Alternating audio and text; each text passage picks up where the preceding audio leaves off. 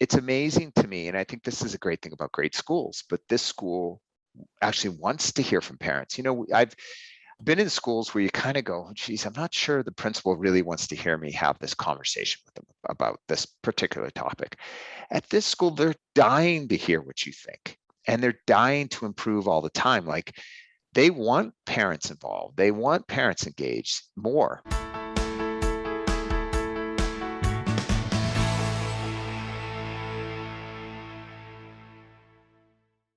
I'm Glenn Herbert, and I'm an editor with Our Kids. We're speaking with insiders from Canada's leading private schools to gain insights into their programs, culture, traditions, and leadership. This includes insights from parents, alumni, and administrators. This is the Our Kids Insider Perspective.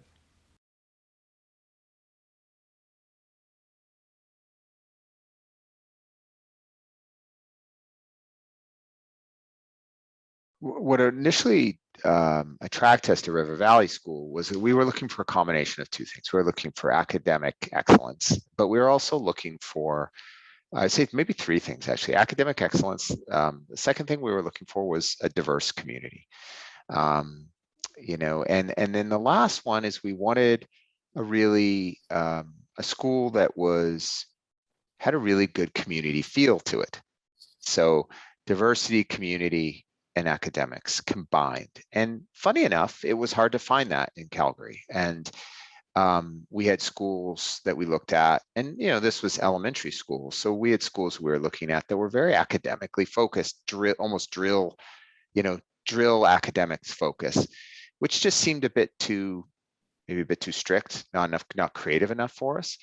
And then you had other schools, for example, that were focused on specialty areas, for example. And we wanted a good all-around school that would actually bring out the kids' skills and talents and help those individual talents grow, whatever they may be, rather than try to channel them into one specific area or one focus area at such a young age. So all of those things combined, and we thought River Valley had the best combination of those.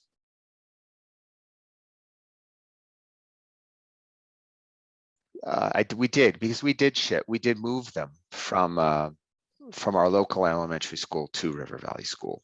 We weren't pleased with some aspects of the education they were getting at their local elementary. Frankly, they were bored at their local elementary school. They didn't want to go to school. And that was really shocking to us for grade, 3, 4, at grade sort of 3 and 4 levels. The younger kindergarten, grade 1 at the local school was fine, but as they got a little bit older, they started getting bored. They complained a lot about school. They didn't really want to go. And so I think the biggest change was, frankly, they wanted to go to school every day. They were excited to go. In fact, they would be on us to be on time or early. Like, can we get there early? Can we leave a little earlier today, Dad, for school? So they loved going to school. So that was the biggest change for us. Yeah.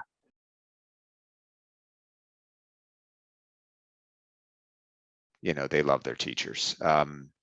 They love going to school.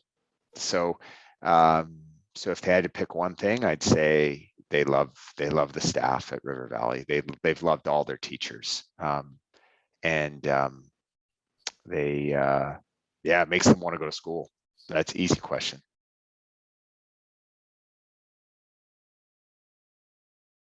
Bucket into three things I appreciate most. Obviously, that the kids love school. That's kind of the most important thing, I think, as a parent. Is just that love of education, that love of learning, and I think that is a lifelong skill. And so that's, like, I think, the most important thing of all. The second thing I guess I would say about River Valley that I appreciate as a parent is, again, the staff.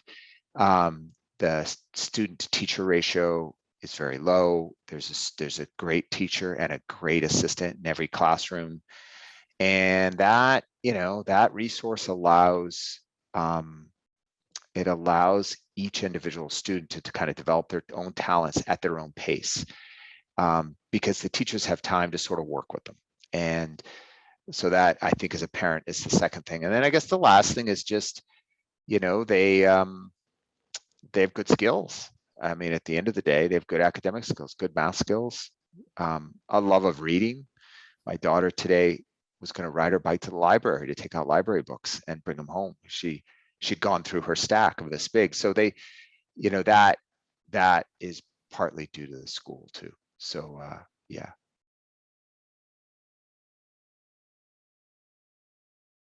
If it would be one thing, it would probably be the facilities. That it's a school that I think focuses on the kids, the community, the academics, the teachers first and foremost, and the facilities are the thing that sort of is there that supports that.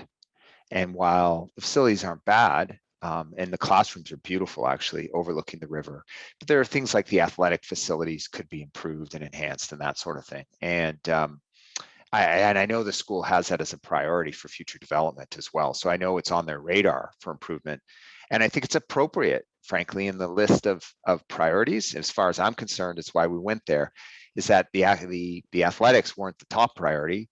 They're, for an elementary school, they're a priority, but they're lower on that list. And so I think that would be an example of something that I think they are going to try to improve going forward, but it's definitely an area of improvement.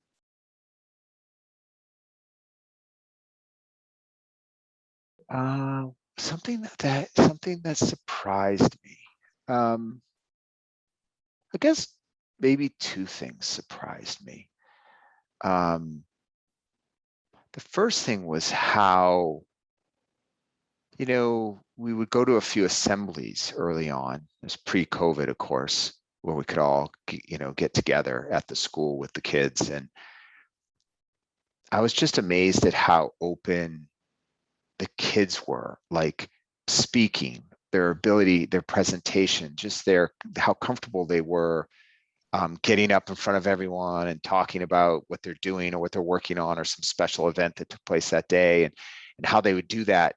Different kids would do it each week.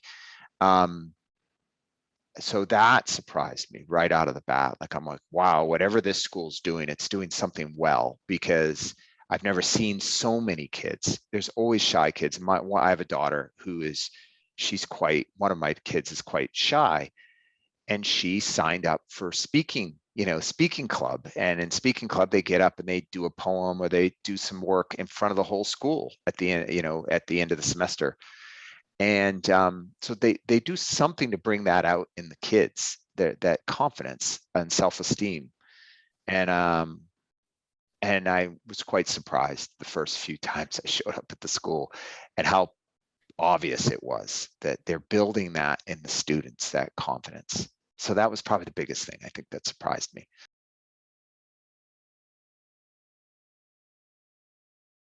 The highest values that I think they actually practice, and I don't know if this is actually one of their written values or not in their mission statement, but I think it's obvious from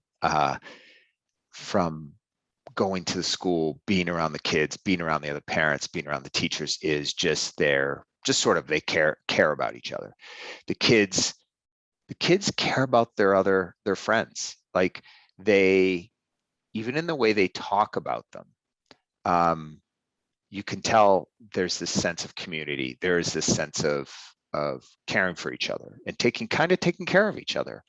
They're your friends. You may not get along with all of the kids. Like, the kids don't always get along. Kids don't always get along, but they don't sort of demonize the kids. They kind of say, well, Johnny, I don't really get along very well like this. And, he's more into this anyway, and I'm more into that. And that's probably the reason why. And so there's this respect for each other and for each other as kids, right?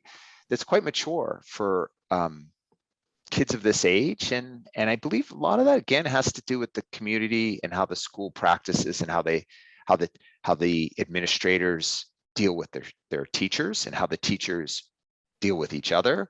And that reflects in the kids as well. So it's how the schools run from right at the top.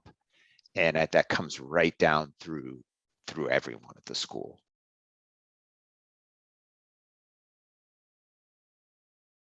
It's interesting.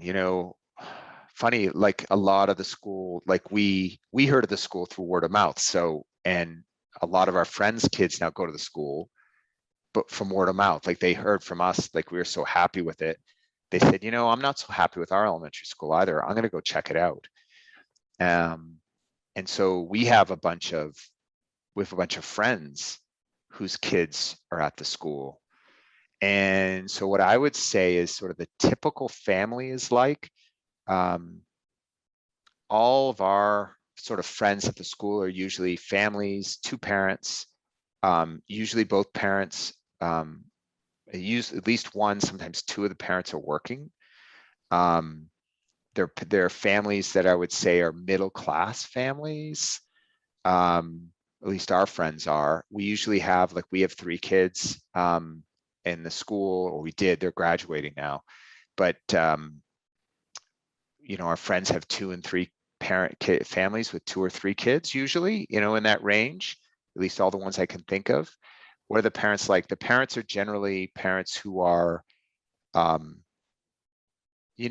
often, quite successful in whatever area they're in, but they're also, again, pretty diverse in their, in their skills and abilities. And, my wife, she's a veterinarian, but I would say the range of skills of the parents, or the backgrounds of the parents, is quite diverse.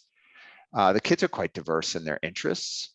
But I'd say we all share those same values. I think it's the values that makes it the same. Like, we all value family, we value community, we value diversity, we value academic excellence too. Like, and that those things shouldn't be separate. And I would say that's the thing about the families that we belong, that I think that are in the school. And there's a bit of a, and they give back a lot. All the families that I know give back a lot. So that's another sign, I think, of community. They're all involved in the community, and boards, in various aspects of helping support the nonprofits that their kids and families belong to. So there's a community aspect to the parents that I know as well.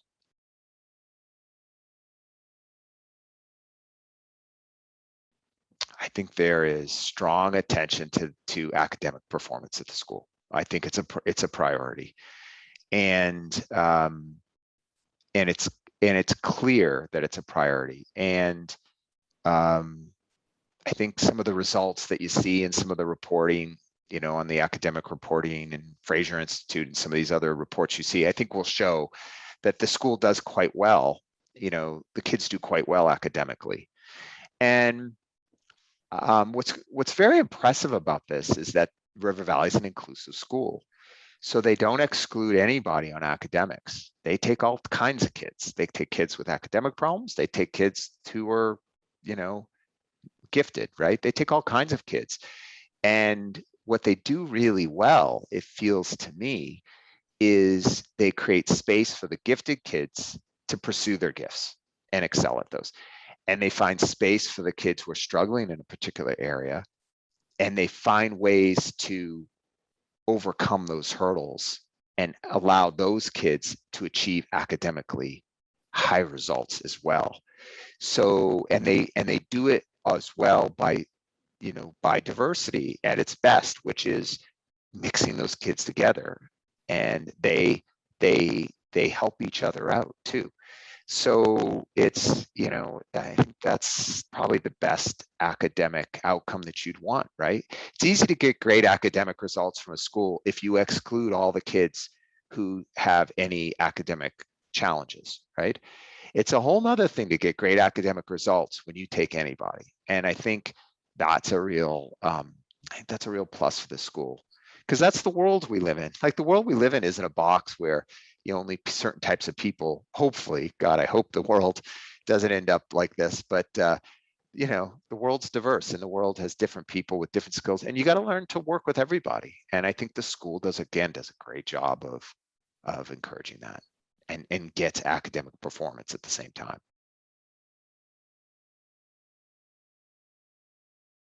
I would say that probably number one is that it's a really great school that brings out the best in each individual kid, depending on what that kid's desires, skills, abilities, interests are. They'll help tease those interests out, help the child explore those interests, and then help them get excited about those things they're interested in, whether it's music or languages or drama or art or whatever, or math.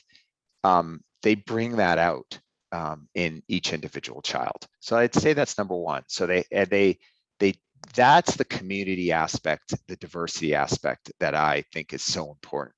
The second thing is they have the great teachers and resources to then help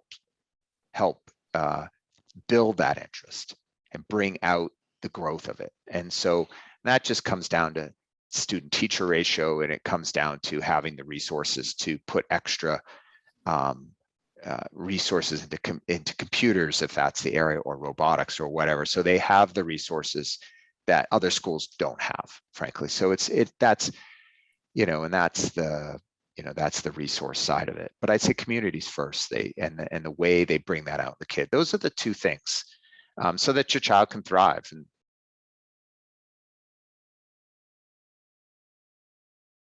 I wish we'd been part of the community earlier, honestly. So that would be number one. I would have started at pre-kindergarten, preschool, at this school with my whole family. So that'd be number one that I would have done differently. I would have started sooner. I didn't know it was I didn't know it existed, and I didn't know it would be as great as it has been. And so I would say that would be number one. Would be something I would have done differently. But the second thing would be get involved early with the school, with the parent council, with the board of directors, if options are available for parents to join that, to take place in opportunities to help out in various events at the school that happen from time to. That would be the second thing I would recommend parents, is get involved in the community early. And I'll tell you why. It's amazing to me, and I think this is a great thing about great schools, but this school actually wants to hear from parents. I've been in schools where you kind of go, geez, I'm not sure the principal really wants to hear me have this conversation with them about this particular topic. At this school, they're dying to hear what you think, and they're dying to improve all the time. Like, they want parents involved. They want parents engaged more. COVID's been tough in that sense, right? Because it's limited the parents' ability to get into the school because of COVID. And that's been hard on the school, I think. But going forward, hopefully that will change. And so those would be the two things I would say. I would say, don't hesitate to get your kids in early. And then the second one would be get involved in the school, get to know other parents in the school, because the school will improve at the rate at which parents want to be involved, if that makes sense. Like, the more parents are involved, the faster the improvement will happen to school, because the school, the parents, and the head of school, like, they want that feedback, and they're hungry to continually improve the school. And it's a great virtual cycle of improvement if you can get it working, right? It's a wonderful thing to see. So those would be my two I would recommend. For more information about this school, you can visit their profile at ourkids.net.